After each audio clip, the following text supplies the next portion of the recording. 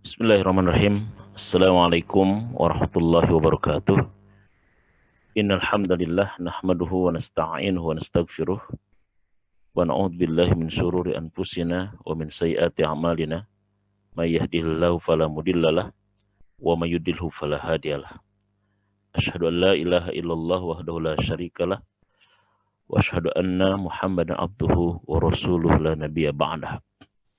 Rabbi shrah li sadri wa yassir li amri wahlul 'uqdatam min lisani yafqahu qawli. Qala Allah Ta'ala fi ayatil karim, a'udzu billahi minasyaitonir rajim. Qul inna salati wa nusuki wa mahyaya wa mamati lillahi rabbil alamin. Al-ayah sadaqallahul azim wa sadaq rasulul karim alhamdulillahi rabbil alamin. Hadirin pemirsa kajian spiritual Capital Manajemen PT Telkom Bogor di mana saja berada. Alhamdulillah wa syukurillah, puji syukur kepada Allah Subhanahu wa taala yang masih terus mencurahkan nikmat, inayah dan hidayah kepada kita semua. Sehingga pada kesempatan ini Allah masih memberikan kita kesehatan, kesempatan dan juga kenikmatan sehingga kita bisa menjalankan aktivitas keseharian kita, terutama aktivitas bekerja kita, yang mudah-mudahan semuanya mendatangkan keberkahan karena sebagai wujud syukur kita kepada Allah. Insya Allah kajian SCM kita pada kali ini kita akan membicara sebuah tema yang amat sangat penting, yaitu mahabbah yang melahirkan keikhlasan di dalam bekerja. Mahabbah melahirkan keikhlasan di dalam bekerja. Kenapa mahabbah ini melahirkan keikhlasan kita di dalam bekerja? Inti dari sebuah pekerjaan itu adalah mahabbah. Dan inti dari sebuah amal atau pekerjaan itu adalah ikhlas. Intinya begitu. Jadi inti dari sebuah pekerjaan itu adalah keikhlasan. Inti dari bekerja itu adalah keikhlasan. Sesuatu kalau sudah dilakukan dengan ikhlas, sesuatu kalau dikerjakan dengan ikhlas, insya Allah sesuatu itu akan menjadi mudah, akan menjadi ringan, akan menjadi tidak menjadi suatu beban dalam hidup kita. Ini yang penting.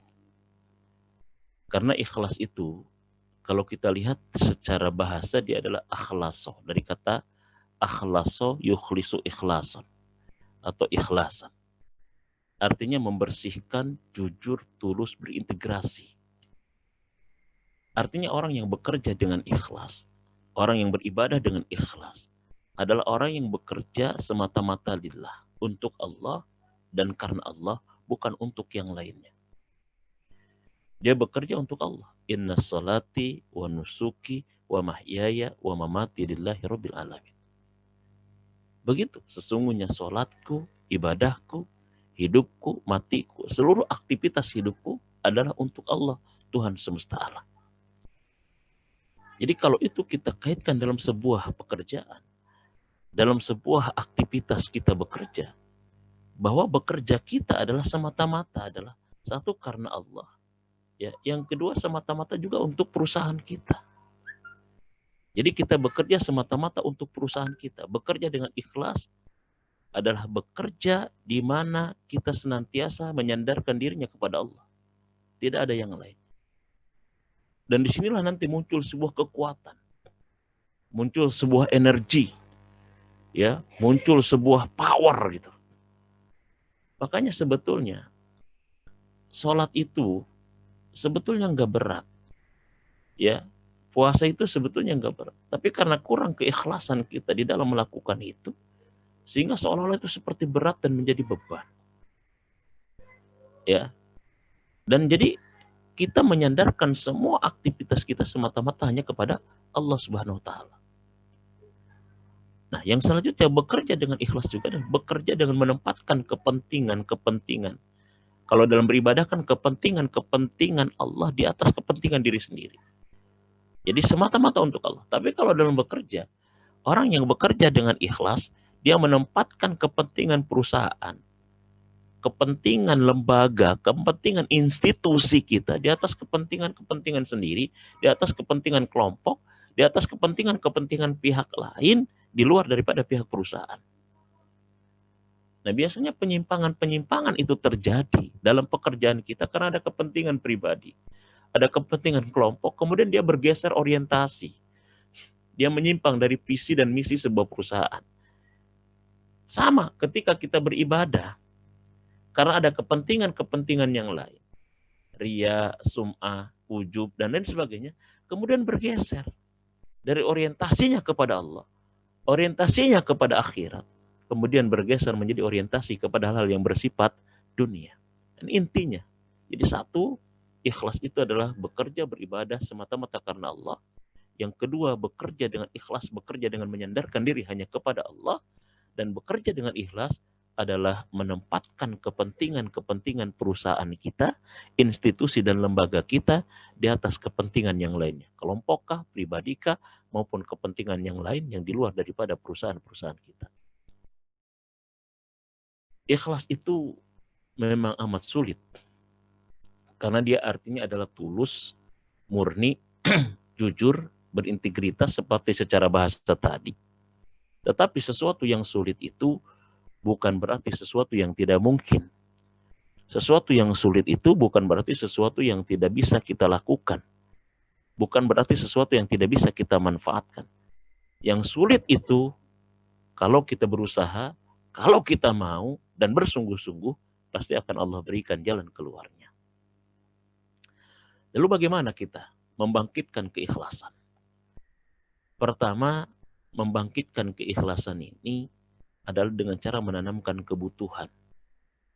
Bahwa kita butuh terhadap Allah, kita butuh terhadap ibadah, dan kita butuh terhadap pekerjaan kita. Kalau saya boleh bercerita sedikit, berilustrasi. Ada seekor kuda yang sedang membawa bebannya yang begitu berat. Padahal beban kuda itu tidak lebih besar daripada tubuh kuda. Tidak lebih besar daripada tubuh kuda. Tapi si kuda dalam membawa beban ini kayaknya berat ya. Tersiksa kayaknya dia, menderita kayaknya. Jadi beban kayaknya ketika dia membawa beban itu. Ya, berat, ya, kecewa, ngegerutu terus sambil ngegerutu sambil dibawa. Suatu saat si kuda ini melihat semut yang sama-sama membawa beban ya di punggungnya, dan beban semut itu lebih besar daripada tubuh semut. Tetapi si semut itu kelihatannya enjoy. Si semut itu kelihatannya nikmat gitu. Kok tidak menderita? Kok kayaknya tidak kecewa? Kok tidak masalah? Dia enjoy, dia menikmati dengan beban yang padahal bebannya itu lebih besar daripada tubuhnya. Berbeda dengan si kuda. Dia membawa beban di punggungnya yang beban itu tidak lebih besar daripada tubuhnya, tapi ngegerutu, tapi kecewa, tapi kelihatan seperti menderita dan tidak bahagia. Kemudian si kuda heran terhadap semut itu dan dia bertanya. Kata kuda, "Hei semut, kok kamu kelihatannya enjoy, nikmat, ceria, bahagia, padahal kamu juga membawa beban di punggungmu dan beban itu lebih besar daripada tubuh kamu. Rahasianya apa sih, wahai semut?" Kata si semut, "Begini kuda, kamu membawa beban di punggungmu dan kamu terlihat menderita, nggak bahagia, nggak ceria, ngedumel, ngegerutu. Padahal beban kamu itu tidak jauh lebih besar daripada tubuh kamu. Kenapa coba? Karena beban yang kamu bawa itu adalah bukan milik kamu, bukan kebutuhanmu, itu adalah milik Tuhanmu, itu adalah kebutuhan Tuhan, bukan milik kamu. Berbeda dengan beban yang kupikul ini. Walaupun dia lebih besar daripada tubuhku, tapi beban ini adalah milik aku, untuk aku, dan kebutuhanku. Sehingga aku terasa ceria. Terasa ceria. Kalau bapak-bapak misalkan, ya, kata bos misalkan, ya, atau misalkan Pak Tafakur misalkan, Pak Bagio nih bawain misalkan, beras 50 kilo di karung, tolong dipikul Pak Bagio ke rumahnya Ustadz Sukron misalkan. Kata Pak Bagio, sialan ini, pikul-pikul berat. Ya, berat. Nih 30 kilo bawa ke Ustaz Sukron gitu. Pasti kecewa, pasti agak berat. Tapi begitu Pak Bagio, ini bawa beras nih 50 kilo buat Pak Bagio bawa ke rumah ya. Walaupun 50 kilo dia akan senang. Nah, asik gitu loh. Nggak usah beli beras 2 bulan, ada 50 kilo. Walaupun berat, tapi karena itu milik dia. Karena itu adalah kebutuhan dia, dia akan terasa ringan. 70 kilo pun nggak apa-apa Pak gitu. Masukin lagi. Tapi walaupun 30 kilo kalau bukan milik kita, tolong anterin ke rumah Ustaz Sukron, ngegerutu juga nantinya. Kecewa juga. Nah ini masalahnya. Jadi bagaimana cara memunculkan keikhlasan? Pertama, tanamkan kebutuhan bahwa kita butuh pekerjaan, butuh ibadah, butuh Allah. Bukan Allah butuh kita, bukan pekerjaan yang butuh kita, bukan ibadah yang butuh kita. Kita yang butuh pekerjaan. Makanya kita yang melamar kepada pekerjaan itu. Kita yang datang kepada perusahaan itu. Lalu setelah kita dapatkan, kenapa kita terasa beban ketika bekerja? Kenapa? Ini bagaimana cara memunculkan dan membangkitkan keikhlasan. Yang kedua, poinnya adalah membangkitkan keikhlasan itu dengan mahabbah, dengan cinta. Cintai Allah, cintai ibadah, cintai pekerjaan. Segala yang berat akan terasa ringan jika berdasarkan cinta. Segala yang sulit akan terasa mudah jika berdasarkan cinta. Dari cinta inilah akan muncul mahabbah, ya, atau muncul keikhlasan. Dari mahabbah inilah muncul yang namanya keikhlasan. Masya Allah, kalau kita udah bicara cinta, ada seorang ulama mengatakan begini, ya, tidaklah aku menulis tentang cinta, melainkan selalu berada di halaman yang pertama. Jadi walaupun udah sekian halaman, tetap halaman pertama aja. Karena sulitnya kita menggambarkan tentang cinta. Cintanya para sahabat kepada Nabi tidak ada yang berat. Kalau kita cinta terhadap ilmu, jauh akan didatangi. Hujan dipayungin, gelap juga disenterin, licin juga ditongkatin, jauh juga digerebek kalau sudah cinta. Makanya sampai-sampai ada kata-kata anak muda, kalau cinta sudah melekat, teh kotok rasa coklat. Padahal boro-boro pahit aja sebetulnya nggak ada. Ya, jadi cinta itu beda. Ya, gunung kan kudaki, lautan ku seberangi kalau sudah cinta.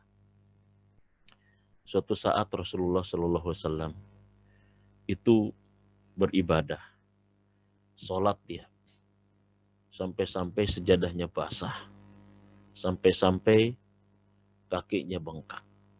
Kemudian selesai Rasul ibadah itu, Aisyah bertanya, ya Rasulullah, engkau adalah manusia yang dosamu yang lalu telah diampuni.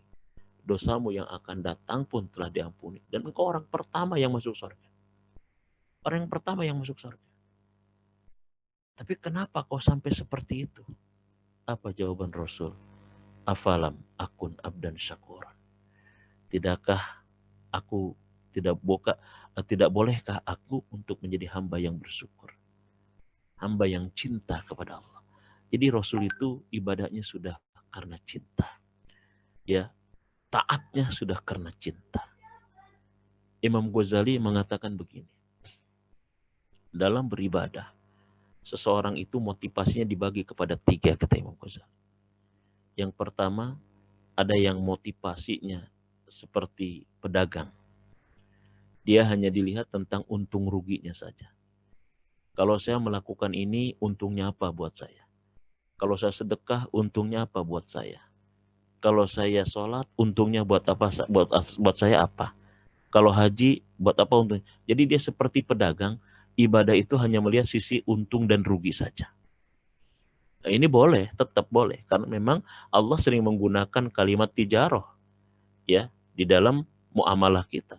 Seperti berbisnis, ya, seperti di dalam Quran misalkan, barang siapa yang meminjamkan kepada Allah dengan pinjaman yang baik, Allah lipat gandakan. Ini kan seperti berbisnis itu seperti dalam ungkapan dalam muamalah itu Allah mengungkapkan kata-kata bisnis tijarah.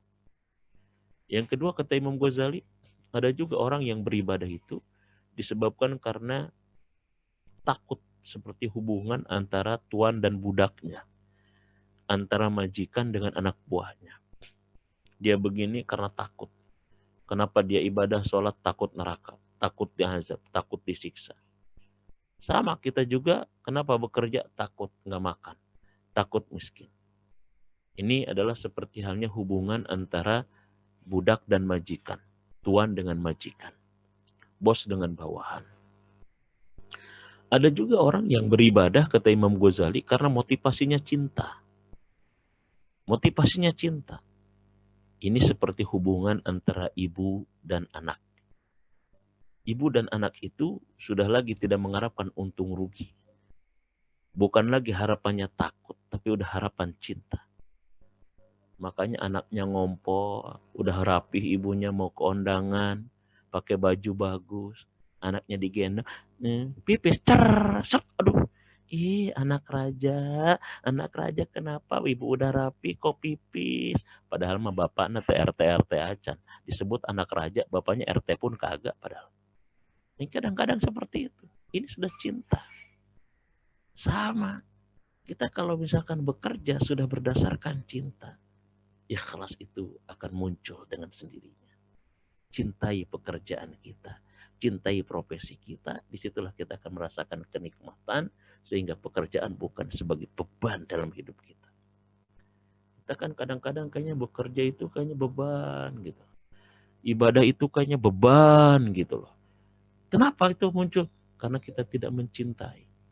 Makanya begitu ketemu libur, hore, terasa berarti sekolah beban, ya, pekerjaan beban. Ini banyak di antara kita itu kadang-kadang kurang mencintai pekerjaan kita. Jadi bekerja itu tidak berdasarkan mahabbah. Coba kita cintai. Kalau kita cinta pekerjaan, besok nanti kita libur ya, seminggu, ya libur seminggu, aduh stres deh kalau nggak kerja. Begitu kalau sudah cinta, beda kalau sudah cinta. Ya, cintai profesi kita, cintai tentang status kita, cintai tentang pekerjaan kita, cintai tentang ibadah.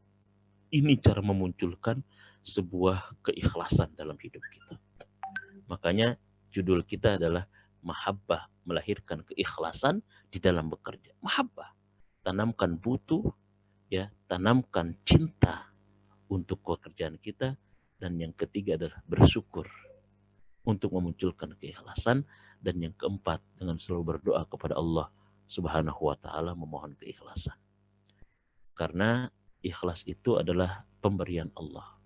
Jadi kita lakukan tahapan-tahapannya, baik itu dengan menanamkan rasa butuh, menanamkan rasa cinta, menanamkan rasa syukur, dan kita selalu berdoa. Ad-du'a'u huwa muhul ibadah. Doa adalah inti ibadah. Ya, kenapa Allah suka kepada orang yang berdoa? Kata Ibnu Athaillah di dalam kitabnya Al-Hikam. Karena dalam doa itu sekaligus ada dua hal. Pertama, orang yang berdoa itu adalah orang yang mengakui tentang kebesaran Allah. Yang kedua, sekaligus saat itu juga orang yang berdoa mengakui tentang kelemahan dirinya. Jadi dalam doa ada dua hal penting. Saat itu dia mengakui tentang kebesaran Tuhannya, dan dia pun mengakui pada saat itu juga tentang kelemahan dan ketidakberdayaan tentang dirinya. Dan kalau kita sudah ikhlas, maka setan tidak akan berdaya menggoda orang-orang yang ikhlas. Apa salah satu doanya yang biasa kita baca? Ya muqallibal qulub, tsabbit qalbi ala dinik. Wa ya musarrifal qulub, sarrif qalbi ala ta'atik.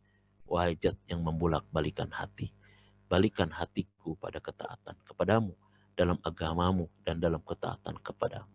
Ikhlaskan dalam diri kita. Nawaitu lillahi ta'ala. Kalau sudah kita dasarnya butuh, dasarnya mahabbah, dasarnya kita adalah syukur dan selalu berdoa, insya Allah kita akan ikhlas dalam bekerja.